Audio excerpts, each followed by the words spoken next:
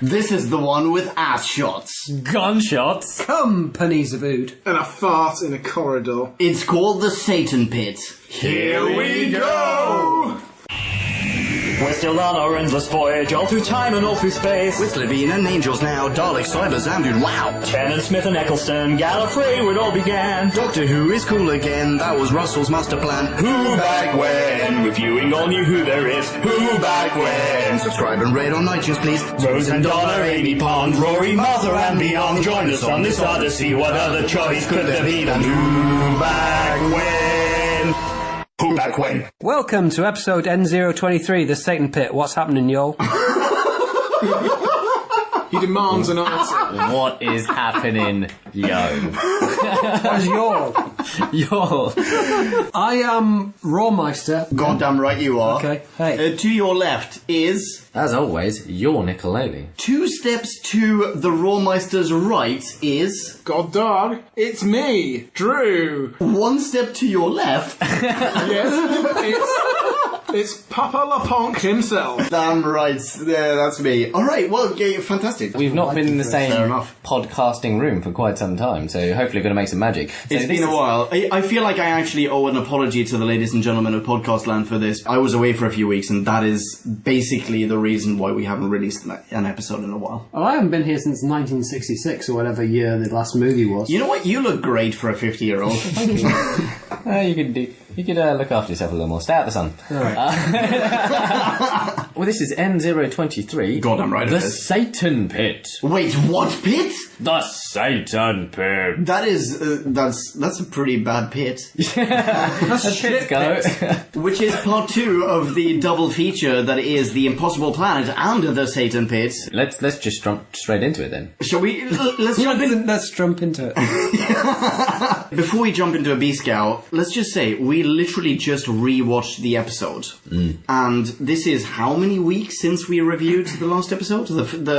3.5, 4. That seems a low number. I think it's over a month ago, to be honest. Oh my days. Even saying that, I mean, as far as I recall, this one is far better than its predecessor. Well, at the beginning, you have the recap of the episode. That's true. And I have notes on the recap, but we could do the B-Scout first. Also, once again, by the way, let's definitely give due credit. Once again, we are recording this episode in front of a live studio audience. This time of one. Hello, Miriam! Hello.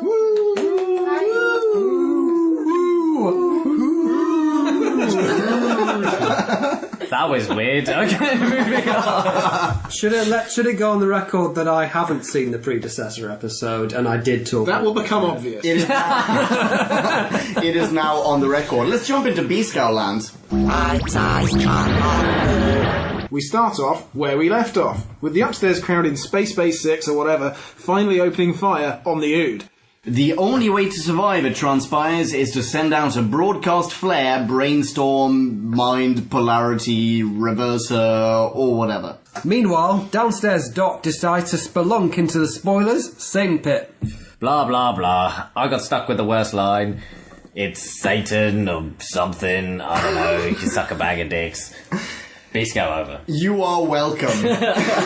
That is possibly the most vague B-Scout so far. With good reason. This fucking episode was vague as balls. Yeah, I feel like almost the entire episode is just a fight scene. Well, yeah, as well as kind of, it seems relatively pointless. It's basically 2 scenes. There are 2 scenes in this There's the now I know what a TV dinner feels like scene. And then number 2 is what? It's just big horny devil man. Yeah, exactly. The big horny devil man monologue. It's that and the soliloquy. Like, TV dinner soliloquy. There is a good recap at the beginning, though, that we need to give for the benefit of Rory, who didn't even see it. You should listen to our previous New Who review. Okay, I'll go and do that and we'll be back in a minute. Okay, I've listened to the episode and I'm totally caught up. Wasn't I funny? This episode starts off where the Impossible Planet left off, with Ida, the scientist, and the Doctor down by the seal, where the pit is now open. The beast is that the open. guy who sang You the... skipped 2 scenes. Have I skipped 2 scenes? What Yeah. happens is at the very first thing I've that got happens firing is guns. that Leon gets his wish. Yes, All I do. the last episode, he was like, why is nobody firing guns? Everybody has guns and they're just backing away. And the first thing we do is see bullets flying past the camera. Very true. Yes, finally they actually use the guns. So, in terms of production, I'm assuming, I mean, I don't know, but I'm assuming that this double feature was produced in one stretch. I have no concept of why they split it. Like, what that could have been one relatively decent episode with some filler taken out. Probably, yeah, that's true. And some better episode added in its place. Okay, that's also true. There is probably enough substance to carry Doctor Who as a TV show for one episode, not so much a double feature. Yeah. But so from a financial, from a production standpoint, why don't they actually use the guns until episode 2? It's a bizarre bifurcation in Good my word. mind. But I think it's because the genuine perils, like the actual physical peril to everyone involved, turns up in the second episode. Well, you say that, but the first episode ended on the biggest cliffhanger possible, wasn't it? Everybody was advancing and the planet was falling into the black hole, the pit was opening, and then within the first 10 seconds To be of the fair, second you can't episode... shoot us most of that. Like the black hole or the Satan, but you can't shoot at most of that. What I was going to say was the first episode, it ends on this amazing cliffhanger, which, in our last episode we thought, wow, that's a pretty good convergence of events. And then in the first 10 seconds, bullets are fired, the captain says, oh, I've stabilised the ship, everything's all right now, Which we're pretty not much falling into the black hole. undoes all of episode 1. Exactly. Yeah. And that is what pissed me off about the first 5 seconds. Oh, I'm sorry to hear that. Now I think there's a reason for all of that. But what is the reason? We'll get to it. Okay. There's a payoff later on. I'm glad to hear it. Yeah. So, they fire guns at the Ood, blah, blah, blah, And blah, there's blah, a blah. new gun woman who we haven't seen at all in the previous episode, and So she can buy it. Right, yeah, absolutely. That happened in the last episode. Random person, you bought it. Yeah, in the last episode, are you referring to the old guy with the silver temples? I don't know. No. It was just one dude. I think he was relatively young. Yeah, and just he the bought it. bland guy holding a gun next to the ethicist, and he got mind globed by the Ood the Yeah. second Oh, right. he appeared on screen. Yeah. They fire guns at the Ood. Doctor and what's her name, Ida, they're already on their way down. Actually, rather, they're already at the bottom. The Ood are basically too powerful, so in order to overcome this adversary, the only way forward is to instigate... What's it called again? Strategy 9. Like strategy inserts number here. You know why it's doubly ridiculous? Is that the subterfuge of calling it Strategy 9 happens, when they're surrounded by telepathic creatures whose consciousness has just been elevated 20 times. Holy How the shit, fuck I are they didn't not going think to about figure that. out what Strategy 9 is? They're only on basic level 50. No, they are on... dude, They're Mike, 100 seriously, now. they're at 100 now, Right, man. whatever. Like, at least they're not 120. Like, That equals people screaming at you. can we skip ahead to the seal? Because I think that's the first interesting thing that happens. Let's do that.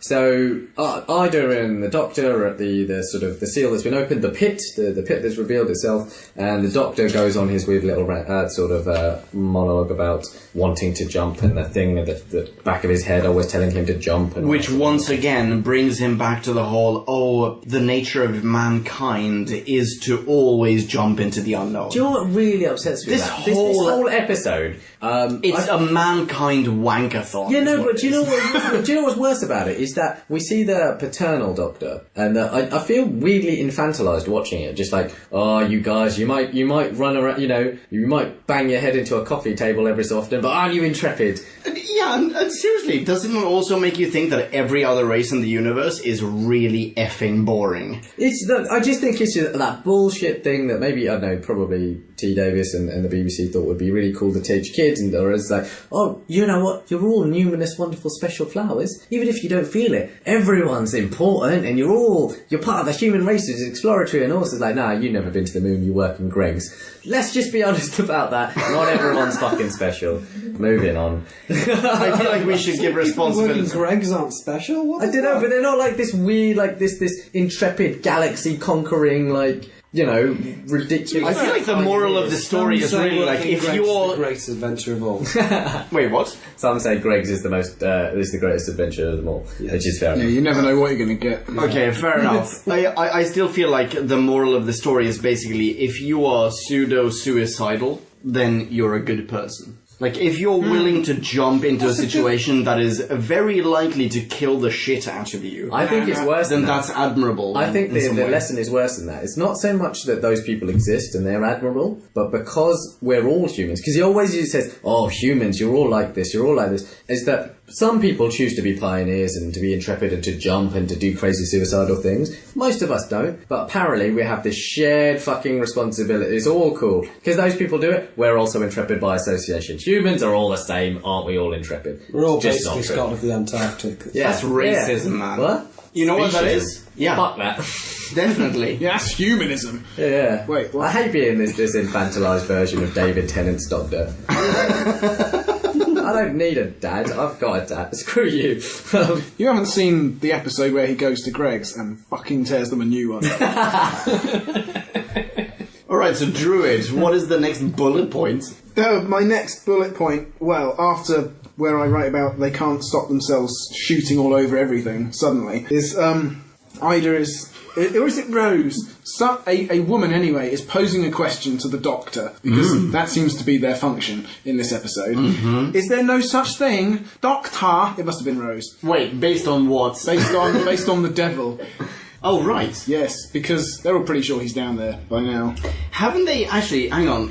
I mean, it's been a month since we watched the first installment of this double feature, but haven't they already established that the devil is actually downstairs? No, so there is a point in this episode where through the Ood, so Toby has apparently been de-deviled. He's like, is passed on to the Ood, and Rose explains, oh, it's not Toby anymore, it's passed on to the Ood that happens earlier. He's clean! Exactly, some shit like that. And at some point during their rampage, they stop with the Monitor and have a bit of a conversation with the Doctor. And they say, I'm the Beast, I'm before time. What does that mean? Before time. Oh, What right. is that? It's, okay, I can't say this any clearer, motherfucker. Which actually is, I felt about half an hour ago while we were at that stage in rewatching this episode. I thought that was really interesting because he is a Time Lord, and here is something that is actually literally saying that it existed before time was even a factor. The one thing he can't lord over. Yes, goddamn right. That's exactly it. All of a sudden, he is super duper confused. And the fact that time is no longer a factor sort of excludes the Doctor as a participant. Yeah, it's good when you've had, in previous episodes, the Doctor being praised by every villain and foe for being Everyone. so clever that he's like, fuck, I have no knowledge of this whatsoever. Fuck, that's not real. What happens next? So no, that exchange is even more interesting because he does that whole back and forth about before time.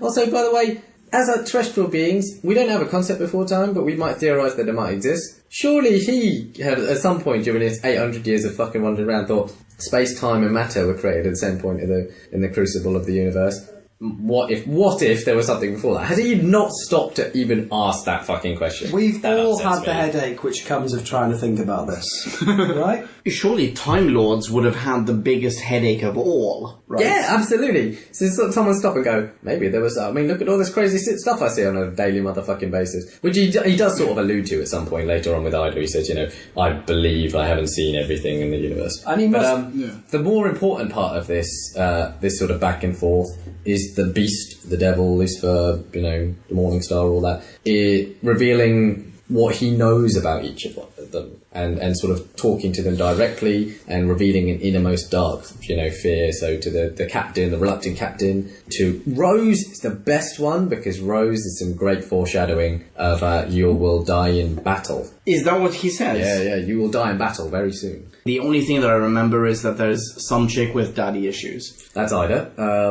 But that's not fully explained. Toby the virgin. Or was it? No. Toby was the virgin. Toby is a virgin. As someone who studied ancient texts at university, that is not a surprise. But yeah, so they each get... And the Doctor who killed his own race. Or no, I know him like he knows me. Yes. The killer of his own kind. Yeah, something like that. That's basically... Exactly like that, motherfucker. So did this sign remind anyone else of the God bit from Star Trek 5? Oh, I like it. That's a very nice reference. Yes, very true. Felt reminiscent. Yeah, and actually quite relevant in a way, because this is... Sorry, Star Trek Who fans. No, but actually, I think that's quite relevant, because you have something that is sort of a space entity. It's a... They always know shit about you. They just do. Yeah, but, well, just by sheer virtue of having been around for a long time. Like, this is a creature or a life form in the universe that has been around since before there was even a concept of time. Clearly it will know shit, right? Wait, is he before time or before there's a concept of time? Because those are different things. Yeah, That's like the that's a good before point. time is still after. I think it's before. He actually says before the cataclysm, which I took to mean the Big Bang. Big Bang, and I that's took what I to thought. mean, and he said before this universe. Yeah, that's what I. Which is, again, the So Big it Bang. is before time, space, and matter were created. Which Yeah. is increasing. Unlike the land privacy before was time. created.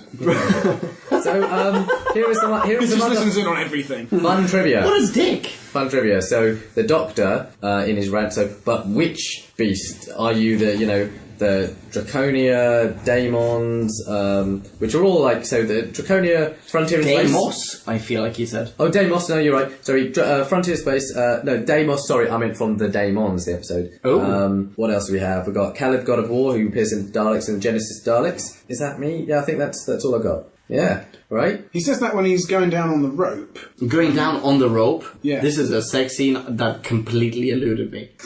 Very possibly. I missed that. When he's just dangling there. But either way, I always like, and actually T. Davis said all the T. Davis era Doctor's always been good at this, which is just reeling off 4 or 5 references to the pantheon of Who in a sort of monologue, and it's to show the Doctor's worldliness or universaliness, I guess. Sure. And also to pay a bit of homage, which I quite like.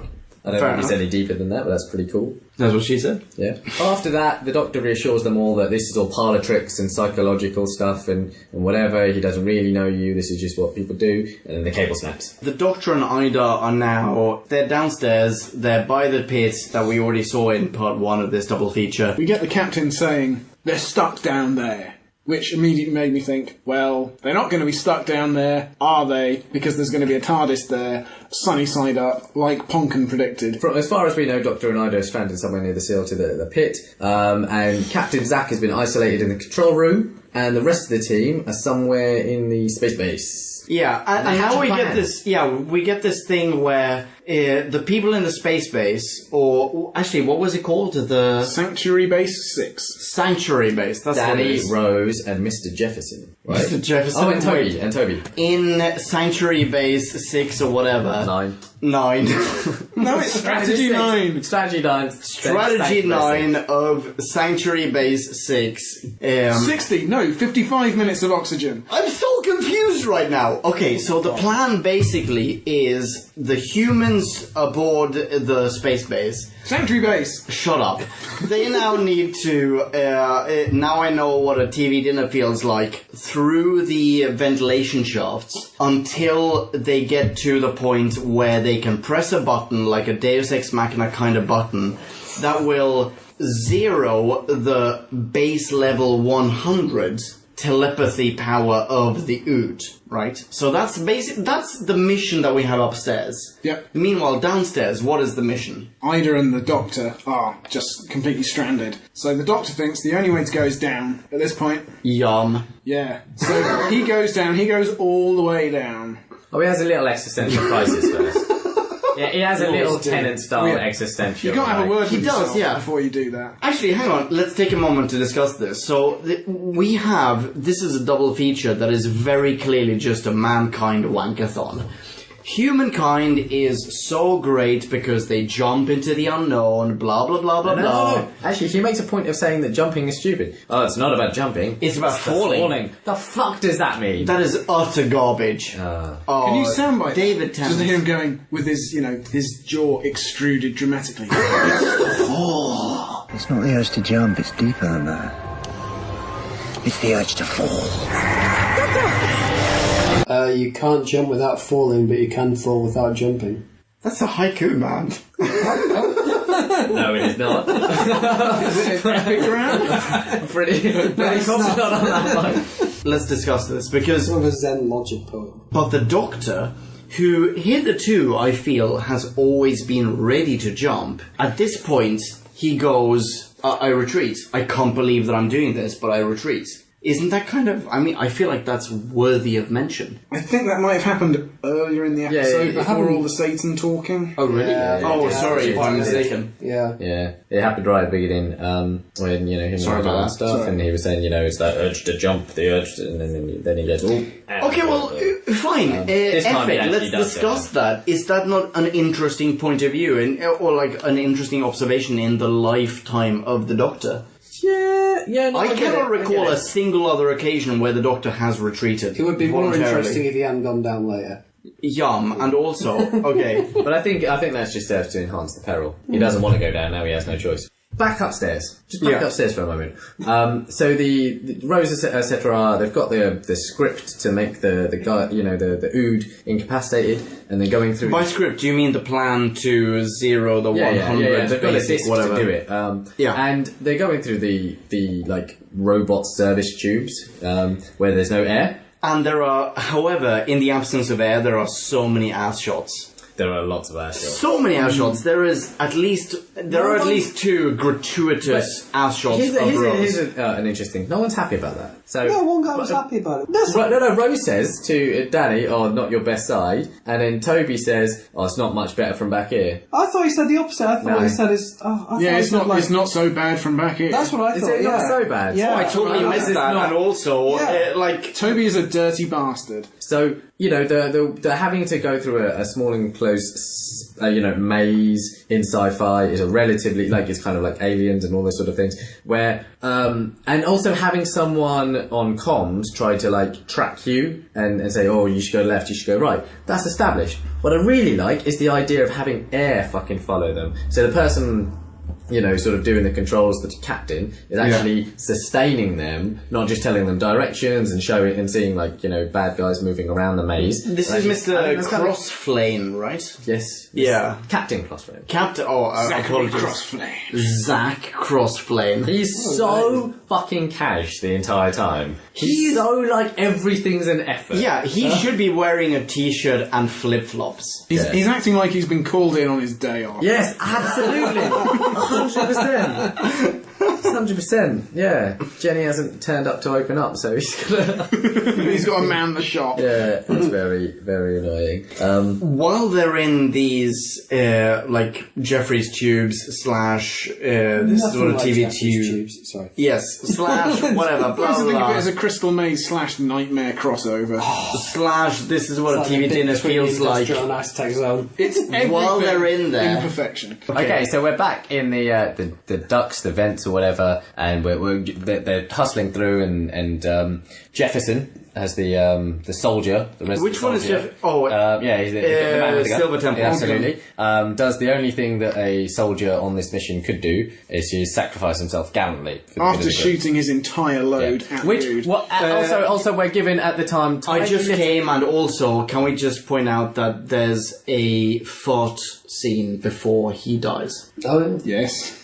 In fact, there are 2 fart scenes. Wait, what? When they first get into the tunnels, she says, "Oh, Danny," much like the second time, in fact, which is how I recognised it as completely identical. I think I probably only heard the second Yeah, one. he's trumping all the way along as far as. But there was it a works. very weird line because he sort of tried to justify it with sort of "I'm not comfortable here" or something. Yeah, which was something strange. to Like that I felt I'm not happy about this. it was very weird. It's really the least of everyone's concerns at this point. He played it like he was farting because he was unhappy, though, which seemed odd. He was a nervous farter. Anyway, Yeah. so as Jefferson gallantly sacrifices himself for the good of the group, we're privy to Toby at this point a couple of times, and Jeff says, "No, Rose, come on, just leave him." And I think at that point we're supposed to read into the fact that actually nothing left Toby at that point, and he's still possessed. And actually that comes to fruition at the end of the maze when the Is that the wink? Yeah, the wink, wink. at the youth. Yeah. Wink, wink, shush, No, shush. wink, wink, wink. I'm still evil. I really did enjoy that shot, actually. I thought Toby did a smashing job. Yeah, it was very good. Very good.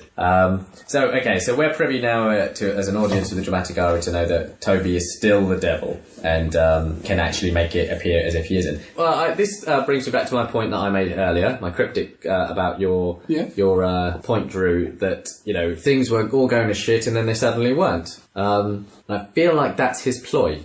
Right, so at that point, the devil was escaping properly into Toby. Yeah. And then once he's out, he stabilises the planet, he can get on with some insidious shit up top. Yeah, he's going Iago style, because what he's doing is creating false peril to then escape. Because actually, if he creates real peril, he's fucked too. Yeah. Has he been the devil the entire time? Yeah. Since we saw that first possession, he'd just be able to suppress it for his own... Either he's been, artfully controlling Toby to make it look like he's not the devil, or he's been genuinely retreating at a time where Toby acting, looking shit scared, would serve his purposes anyway. Well, the thing, if you think about the entire art, the narrative, it points to that. Yeah. Because he makes it look like, in peril, we've got to get off this planet, in a Toby-style panic. And that's what they try to do, and that's actually what he wanted, what the devil wants. Let's focus on the downstairs for a little bit, because we've had... You are a very willing lover. Thanks. You want to get back to the big horny bastard. The Doctor is downstairs. He's there with Ida. He's actually, at the moment, spelunking down to Satan himself. But we've had a few comms between the Doctor and Rose. And I feel like at some point in the middle of the stuff that we've been discussing at this point, or up until now, we've had even more references, like ham-fisted references to... The Doctor and Rose are in love. Well, we had the lovely sort of tell Rose tell her she knows. Yeah, that's later on. That's like actually, you know what? Yeah, let's jump to that point where the Doctor goes, "Fuck it, I'm in the middle of darkness." Where Nick, you and I both reacted to this actually. Like he's suspended in complete and utter darkness, but we can see him perfectly well. Blah blah blah. That's not how light works. Who cares? Tell Rose. Actually, you know what? She knows in brackets that I love her. No. I think that actually what he would have said was, "I'm sorry. I'm so sorry." I think it'd have been like, "We're out of milk. We're so out of milk." That would have been the message. Either way, at this point, I hate to say it, I buy it. I feel like at this point it's actually somehow weirdly legitimized. In the first installment of this double feature, I wasn't buying it at all. I felt like it was incredibly ham-fisted. I felt like it was just too big a leap from the previous solo episode. But at this point, I buy it. They are in love. It works. Every 10 minutes like clockwork. Eventually you come around. Well, I don't know. I feel like it's still made... It's done. It's performed more realistically. He's going to lose all of those points in the next sort of 10 minutes. The next episode is... No. In the next 10 minutes of this episode, he loses all those points for me. I had those... I see. I was with you on that idea that I was kind of bought into that...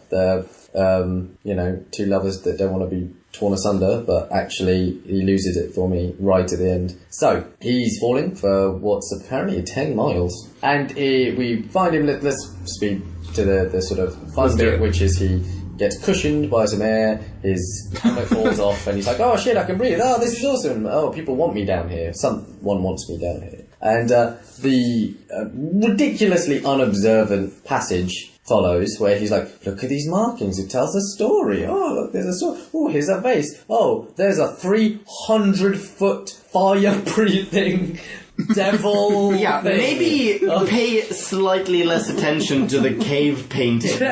Cool as a motherfucker. It was pretty It cool. actually Yeah, is. to be fair, as CGI goes, that was badass. Yeah, it totally works. Oh no, I meant he was playing it cool as a motherfucker. Oh, right. He was Despite, just- cave paintings, and a big devil thing. So all the intelligence, the entire personality of this body has been withdrawn, spoiler alert, and what you have before you is just the flesh of the devil, but still it very clearly has personality. It quite clearly has It kind of Yeah. reminded me of a slightly stupid dog. Yeah, exactly. Yeah. I mean, yeah, but even a Even slightly mood stupid like dog has personality. It's not something that you would necessarily invite to a party. It was almost kind of cocking its head questioningly at him, like, "Oh, what was going on?" Yeah, and it was... His tongue was coming out. It was very dog-like. What I was annoyed was, downstairs they make it perfectly clear where if you could just turn round, then you'd get it anyway. But upstairs, it's like, "Let me tell you a story in ancient indecipherable language." Go on. Well, and so it did, and they didn't. You know, if it said, big horny bastard down below, all they need is an arrow pointing into the earth, then people would be like, well, yeah, alright. You had me a big horny bastard.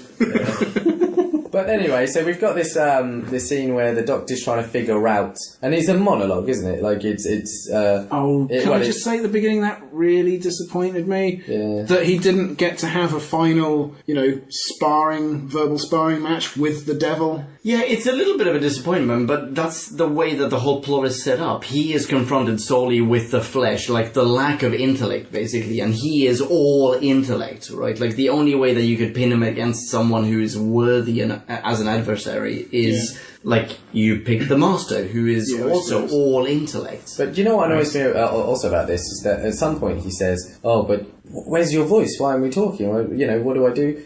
Where's your voice? I heard it before we talked. It was super clever. It was clever. No, scratch that. It was brilliant or something." It's like, hang on, you really didn't talk for that long, and you actually didn't say anything that brilliant. Where are you inferring? Yeah. Any of this fucking brilliant? I was thinking that as well. Like, are you considering the fact that, like, grammatically you formed sentences relatively well? Because he didn't display anything close to it. Well, there was excellent diction. Yeah. Excellent dick. Anyway. You've got to listen to what he's not saying. Yes. It's fucking bullshit. Anyway, The space between the words again, really counts. Again, I think you find that a lot with Tennant era Doctor, is that people are brilliant. Oh my god, you're brilliant. Oh, you're so thick. Oh, you're brilliant. You're so thick. Oh, you're brilliant. Do you think this may be brilliance is difficult? Wait, sorry? Writing brilliance is difficult. Yeah, just it's like much easier to imply. It's so much easier to imply brilliance than to write it. I'm going to volunteer the point of view of the non-Brit in the audience, in the podcasting part of this thing. I have no idea what you're talking about. No idea. I'm just go with him on this one, okay? The term brilliant, as a non-Brit, the term brilliance is incredibly British to me. So the fact that the term brilliance is being used is like, I'm going to emphasize the Britishness of this. This is season 2 of the revival. It's already fairly big in the States, right? I feel like at this point they're already hamming up the Britishness of the show. Could be. Yeah. Or an alternative theory is it could be, brilliant as in, a brilliantly bright light. Maybe it's a Morning Star Lucifer reference. I think it's Rory. I think Rory's on the nail in the head when he says that writing brilliance is way harder than implying it. Well, I'm just thinking, if you want to write brilliance, you need to get James Joyce or someone in to do it for you, and that's just not on, because he's dead. But and he probably wouldn't want to get involved. But you know what I mean? It was such a cogent point until you carried on. Well, no, I just mean you need a genius to write genius. So if you haven't got that, you can either imply it or write genius badly, which will be genius. So, that's what's happened. That's exactly what's happened. It's easier to. So as we've seen the Doctor be brilliant, let's say as an audience member, we've all bought into that's awesome. So we basically take on writ that what he recognises as brilliance is also brilliance. It's a rhetoric argument. It's an appeal to authority. That's what it is. It sucks. It's lazy. Anyway. It's a bit like the writing equivalent of the CGI, scapes we were going to see in the previous episode that was a red blotch. Yeah. And so on. They really have ambition in this two-parter, which they don't typically meet.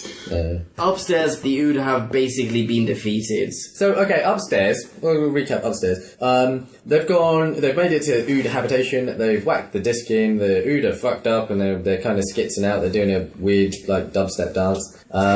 And Zachary, they're all reunited, right? So at this point, Zachary takes command and says, we're leaving. And as Toby and Aurora, they're all going, and Rose doesn't want to go. She wants to stay with the Doctor, even though he's missing, presumed dead. Yeah, at which point, Boom Shakalak, all of a sudden, she's essentially kidnapped by the future humans. Yeah, because they won't let another one die. By the ethicist and archaeologists turned premier-grade bouncers. Yeah. Just instantly, having shown no backbone at all throughout the episode, suddenly they muscle up on either side of her, and she is gripped. So they're hightailing off the planet, they get in the rocket, and Toby's super happy because we all know who's the devil. Yeah, at this point, I was watching his eyes in every single scene going, are they red now? Are they red now? Are they red now? You'd know when they're red, though. Yeah. Sorry, you would. All right.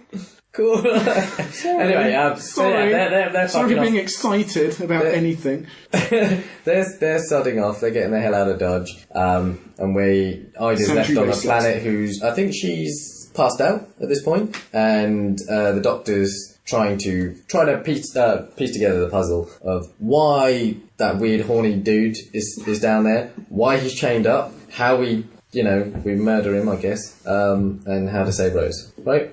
Just Rose. Just Rose. He only gives a fuck about Rose. Yeah. At the moment, there are just two parallel scenes unfolding. The rocket is going away, and Toby is narrating with glee, exactly how far they're away from the black hole, and he begins a countdown from 40 at one point.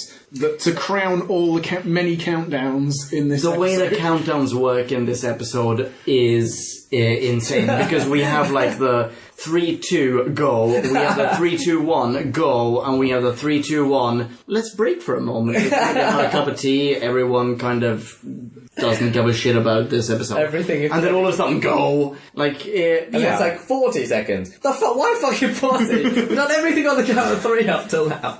Everything that merits a countdown, at least to this point in the episode, is the kind of stuff that you really don't want to delay. So like, just fucking press a button and get it over with. Yeah, it's like giving you oxygen in... Are you holding your breath yet? And the second scene is just the Doctor leaping from Logic Crag to Logic Rock, over the mountains, figuring out the stuff that's happening with the devil, and it's crazy. And at one point, he thinks that, the devil has given him, Hobson's choice, essentially, I can't remember what the first choice is, but the second choice, which is supposed to be equally as bad, is letting Rose die. As if the devil gives the slightest shit about Rose or anyone. He just wants the rocket out of there. Surely. Yeah, at this point, the devil is Toby. He's aboard the spaceship. The devil that the Doctor is encountering is actually completely irrelevant to this story. I know, but at some point, when the Doctor realises his terrible choice, the devil, the disembodied Cocker Spaniel of a devil, laughs. So again, that's more recognition. Really? Yeah, he laughs. I don't. Okay, I don't. No, he maybe definitely does. And I must have missed that then. Yeah, I remember him literally just being an angry monster, and that is it. It's weird because I watched this originally 9 years ago. In the intervening 9 years, in my head, I remembered very clearly the visual of the devil laughing and cocking his head back and laughing some more. And in my mind, it grew into... But then if you actually listen back, it's just like the sound of a bag of chips being dropped into a puddle or a dog coughing. It's just like... I got a definite sense of vacancy from the devil. I really didn't get the impression it was thinking anything. Yeah, same here. I thought it was just a really angry, like basically an animal. Like just a really angry, tied up or chained rather animal. I found that I felt in spite of its ferocious, it almost seemed benign. Like it wouldn't actually do shit. It was raging. I don't know if I'd go so far as to call it benign. Well, I don't know. It didn't feel like it would ever actually act on its... Do you think now that we've equated that version of the devil with the dog, have you now emoted? You love it, and you just want to take care of it and take it home, and they'll never bite you. But it actually seemed like it would be all bark and no bite because it doesn't have any real intention behind it. That's raging as a motherfucker. Yeah, it didn't seem like it would like, actually do anything. It's basically a grizzly bear. Like it doesn't have the intelligence to calculate. Oh, this is how I can apply as much evil as by humanly benign, possible. I don't mean friendly. I just mean blank. Right. But it Regardless. definitely laughs. It laughs pointedly. Yeah, I don't remember. So the iteration, what you were saying, why the devil would give a fuck about Rose, doesn't, other than the fact that she's a pawn in this game that he's created. This level of chess, checkmate. We're done. You're over. I'm getting out of here. You'll never throw us all into the black hole because you love Rose too much, and I know that about you. That's why I makes love sense. Yeah.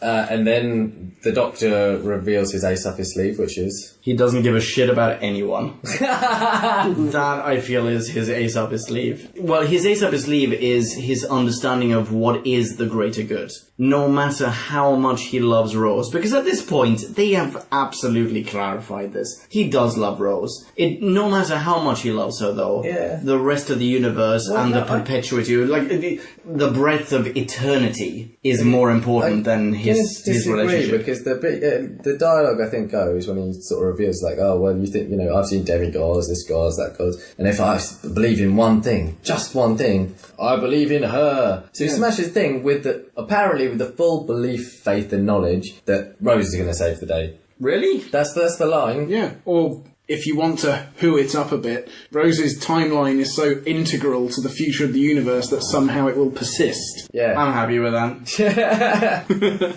So at this point, he's sacrificed Toby because he doesn't know he doesn't know where the intellect of the devil is, right? No, I don't think he does. Which actually, it raises another question.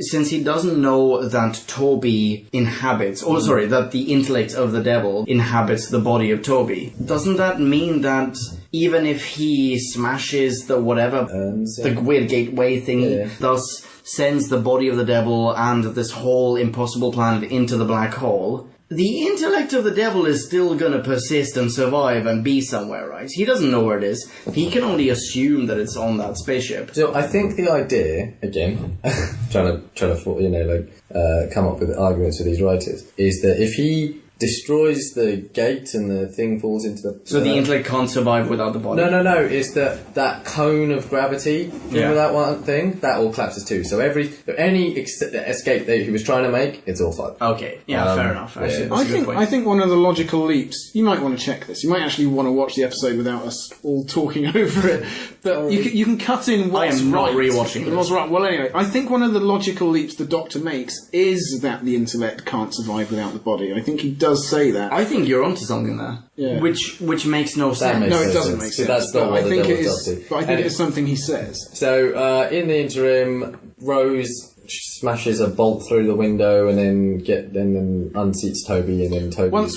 Toby's gone properly crazy... I am the fire and the agony in your mum! Yeah, he goes totally goddamn bonkers. He's vacuumed into the black hole. At some point. Ladies and gentlemen, check out the screenshot on whoback1.com. That is ridiculous. Because at this point, it doesn't matter what the intellect is that powers Toby, right? Toby is still a goddamn human body. Yeah. How is he expelling, like, methane gas or something from his goddamn mouth? Maybe that's one of his hobbies. Maybe, like, Toby was mostly into fire eating. I think Danny's just farted that much in the rocket that if you clink your teeth together, as much. Yeah, that lights the spark and it just blows out of your mouth. Is breathing fire any more ridiculous than eyes turning bright red? Or is one of them Could make a film with blood. It's about as ridiculous as Iron Man 3 where the exact same thing happens, but whatever. Yeah. So, the Doctor falls backwards into a shiny, flat blue... No. He doesn't even fall. He's just running along and then he's blown by a portentous puff of air. Oh, yum. Yeah. And into falling into the TARDIS. The TARDIS Ex Machina. Which has landed, as previously predicted, sunny side up. Goddamn right. And, he goes, grabs the ship, takes everyone to safety, everyone's very happy. End of episode, let's call that. I mean, there are just a couple of shitty points to make about the very end, where in the previous episode, the Doctor and Rose just rocked up, and they were like, oh great, people we have never met and can't possibly be here. Now you're part of the crew and you're the vice captain because you're clever. And at the very end, Ida actually stops for a moment and thinks, well, who are you? And actually asks the question. I'm not even sure I remember these people. That's how cursory they were. Oh, they had a good bit there where he was like, I hope we see you again. And she was like, I hope so. By which I take to mean she was like, I hope I get another bit part in this because I'm struggling to pay these bills. And then the captain, having shown no development from point A, where he and the ethicist and everyone just can't stand the Ood, and they're the most insufferable, servile race, he starts reciting and it's taken to imply that he will carry on reciting the name of every Ood who died, and saying that they all died with honours, and they're just as honourable as any other crew member. No, I feel like that's completely undone by the fact that when he recites the names of the Ood that have died, it's like Ood 2, Ood 3. Also, let's not forget, Ood 4. Well, I mean, they can't make up names from them at this point. Let's call them Barry Ood and Greg Ood and, Hillary Ood. I feel like at that point it's really it's very, very clear that the Ood, or rather the humans, don't give a shit about the Ood. Anyway, those are my 2 points about how the last shots of this episode were as shitty as many of the preceding ones. Reviews. Okay, so it's time for the reviews. I'll go first, I think. Go for it. Well, with Saint Pit, I don't know. I think that I'm relatively...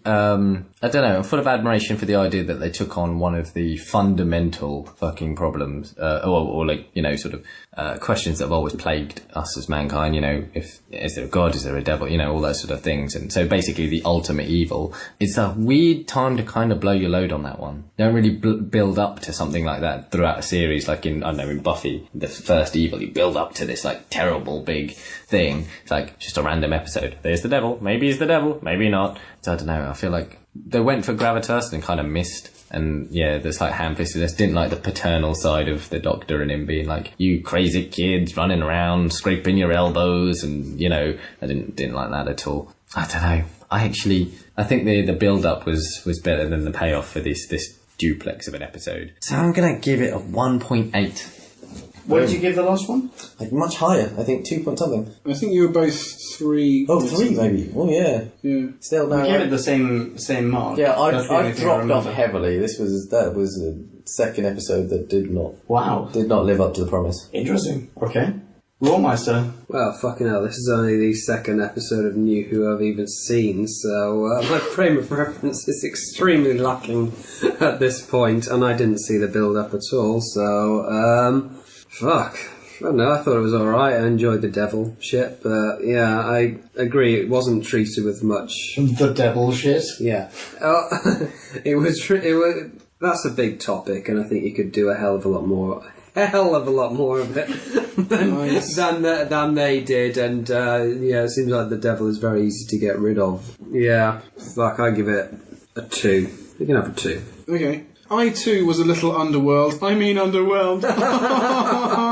Anyway.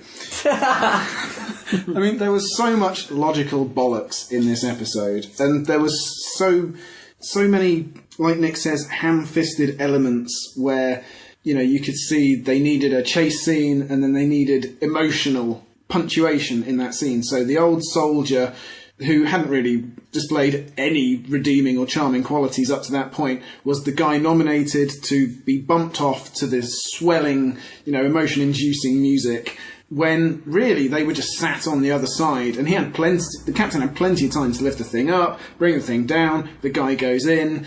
That sort of thing persisted throughout, and then the Doctor, at the end, he as I said, he leaps around in the service of the plot completely. There's another thing I want to mention right now, because it didn't get mentioned before, where he has an air cushion to support his fall from an inconceivable height. He does say that someone... Sorry to cut you off there, mini-review, but he does say that someone other than the devil, alluding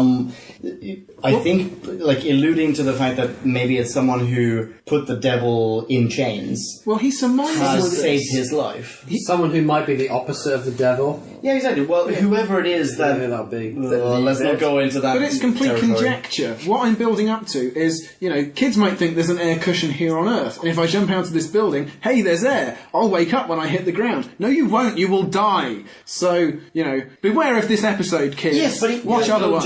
Yeah, but seriously, does he not actually make the point of I was spared in order to ... Well, I mean... Is that not the whole point? He was spared in order to then defeat the devil. But like I said, it's just conjecture on his part. He, and that's just... the writers... Do you know what makes less sense? Yeah. Is that the light, the bringers of the light, imprison the devil here on this planet, from this black hole, so that at some point some dickhead would turn up in Converse and finish the job. What did you do? Yeah. Throw him in the black hole, save everybody being plagued by images of ultimate evil. It's a good question, Nick. I'm sorry. 1.8 is too high. Well, 1.5. At the same time, I liked large parts of the episode. There were parts when Rose went from idiot to genius in, the blink of an eye. And that's not the bit I liked. What I'm saying is she had some good moments in this episode. The Doctor had some good moments and reflections. And there were some genuinely suspenseful bits and some exciting bits, like when the Ood grabbed the door and you're like, bloody hell, actually I didn't see that coming. And Toby's, coquettish little pact with the Ood. Oh. His hot little screenshot face. Moment. Yeah. They didn't have the...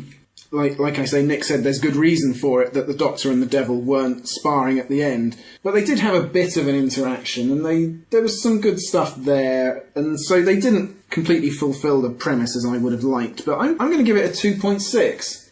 I think there's just enough good stuff to outweigh the negatives. Nice one. Yeah. All right.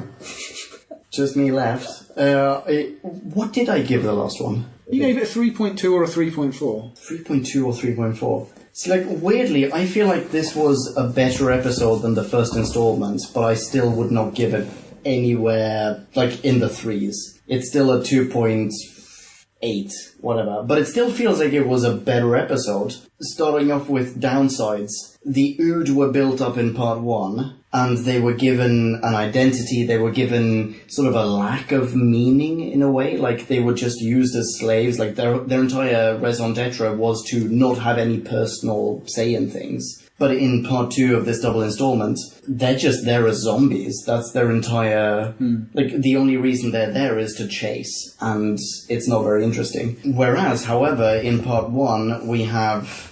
Wait, hang on. 3.6. I gave it a 3.6. I gave it a 3.2. Was it off my brain? Was I just enjoying the company too much? Very interesting. Yeah, so I'm not going anywhere near 3.6, but fine. Ood, completely useless in this one compared to the first one. The humans, it feels like they wrote the humans in a way alluding to them having more of a backstory than they were actually given in part 1. For example, the older gentleman sacrifices himself. The whole scene is set up in such a way that, this guy that we've now come to relate to gives up his life. But we don't. No one cares about him. In fact, no one really knows who he is as a person. I'm giving it a 2.7, and I still feel like it's a better episode than the first one, paradoxically. Who has something to plug or is on Twitter? Starting on the left. Hi, I'm at Nicolele. It's like nickel, but ukulele. Rawmeister, are you actually still on Twitter? I am, but I can't even remember what damn name is. It's been a while. No, can't. Something about Retro Metronome. Oh, that's the one, yeah. For a more enthusiastic plugging of my Twitter, please see some old episodes. Druid, you have quite possibly my favourite Twitter handle ever. Yes. Drew back when. Yes. That is amazing. Completely in honour of this enterprise and to signify how my identity is merging with it and will eventually be subsumed utterly. Is your profile picture just an old picture of you? It's actually an old picture of Leon. But I would be grateful if people followed me on the back of listening to this, so I could actually be convinced that there are some listeners out there. Yeah, I don't know if this is a Friday, but if it is, then let's consider this your Friday follow. Follow Drew back when. Thank you. Absolutely fantastic. And I am Bonk, and here's a soundbite of JD saying how you spell that. Ponken, Ponkin. Thanks, JD. Ladies and gentlemen of Podcast Land, thank you very much for listening. Thank you to our audience of one, Miriam. Shazam! Ooh, dude. Kablamo! Did you enjoy the show? Then please do what the cosmos compels you to and spread the gospel of Who Back When. Tell your friends. Don't have any friends? No problemo. Tell some strangers. Like us on Facebook. That's facebook.com/Who Back When. All in one word. Are you on Google+? Then find us on Google+. That's plus Who Back When. And when you do, tell us why you're on Google+. Who Back When just got its very own Twitter account, no lie, so give us a follow. You guessed it, that's @Who Back When, all in one word. Check us out on SoundCloud, vote us up on Reddit, listen to us on Stitcher, and head on over to our website, whobackwhen.com, where you can leave a comment, submit a review of your own, and peruse our visual index of aliens, monsters, and more, which increases in kablamos with every episode. And lastly, give us a rating and review on iTunes. Not only would it make us super chuffed, and it really, really would, but as thanks, we will transmigrate your iTunes nom de plume into the credit list of trailers for fake Doctor Who audiobooks produced by Who Back When. Have a poke around our bonus episodes to make more sense of that. That's it. Rock on and be rad and excellent to each other. Catch your earballs in our next classic Who review, new Who review, or, still funny, audio Who review. Ciao. Who back when?